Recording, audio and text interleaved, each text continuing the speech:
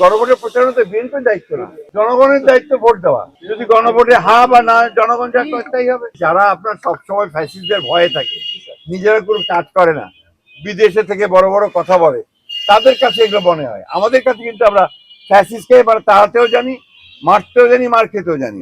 We are not afraid of that. বড় দুটি দল বলতে আপনি কোন দুটি দলকে বোঝাচ্ছেন? বিএনপি ও জামাত। আচ্ছা, আমরা তো যতদিন দেখে এসেছি বড় দুই দল বলতে বোঝানো হতো যে আওয়ামী লীগ, যেটা এখন আপনার ই হয়ে গেছে, নিষিদ্ধ হয়ে গেছে। আমি আপনার মনে করি যে এটা সবার বেলা প্রযোজ্য না।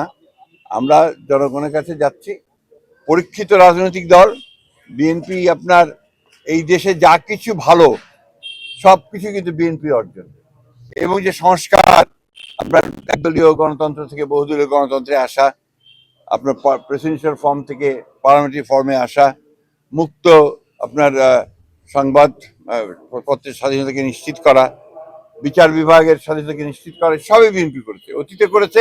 বিএনপি 31 দফার মধ্য দিয়ে ওটাকে আরো নিশ্চিত করেছে, এবং এখন যে সংস্কার সংস্কার কমিশনের মাধ্যমে গৃহীত হয়েছে তার সবই বিএনপির কমিশনের মধ্যে আছে, তার প্রস্তাবের মধ্যে আছে। সুতরাং আমরা মনে করি যে বিএনপি নিঃসন্দেহে সেলফ সাফিসিয়েন্ট একটি রাজনৈতিক দল, যে অতীতে এককভাবেই সরকার চালিয়েছে, সরকারের ছিল, এবং সবচেয়ে ভালো কাজগুলো বিএনপি করতে সক্ষম হয়েছে। এখন পর্যন্ত তো নির্বাচন ভালোই মনে হচ্ছে।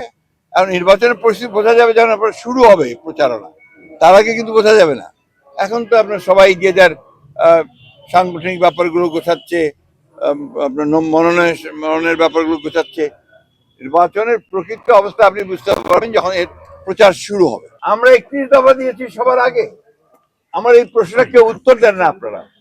আমরা যে 31 দফা দিয়েছি তার বাইরে কি আপনাদের এই সনদ আছে? এই যে সমস্ত সংস্কারের যেটা হয়েছে তার বাইরে কি আছে? আমার 31 দফা পড়েছেন আপনারা? দয়া করে একটু পড়েন, পড়ে তারপরে আমাকে প্রশ্ন করবেন, ঠিক আছে? আমাদের একটা কমিটমেন্ট আছে, আমরা তিস্তা, পদ্মা এবং অভিন্ন নদী যতগুলো আছে সেগুলো সবগুলোর ব্যাপারেই আমরা ভারতের সঙ্গে আমরা এনগেজ করব, এবং আমরা তাদের সঙ্গে কাছ থেকে পানি হিস্সা আদায় করবো। না, এটা তো একটা দেশ একটা দেশের যে বড় মিউচুয়াল রেসপেক্ট, আপনার পারস্পরিক যে আপনার সম্মান, সেটা রেখে সব রকমের আমার দাবি আমি আদায় করার চেষ্টা করবো।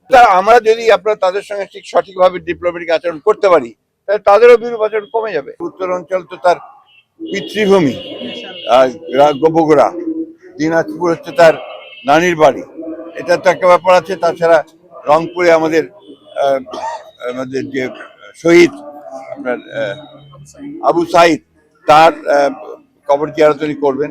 আমাদের এদিকেও অনেক অনেক শহীদ আছেন, তাদের কবর জিয়ারত করবেন। এইটা হবে। সরকারের একটা ব্যর্থতাই বলবো যে তারা অস্ত্র উদ্ধার করতে পারেনি, এবং এখন পর্যন্ত আইন শৃঙ্খলা পরিস্থিতি সেই রকম একটা উন্নত হয়েছে বলে আমার কাছে মনে হয় না। এলো খবরের কাগজ, নিখাত, নির্ভীক, নিরপেক্ষ।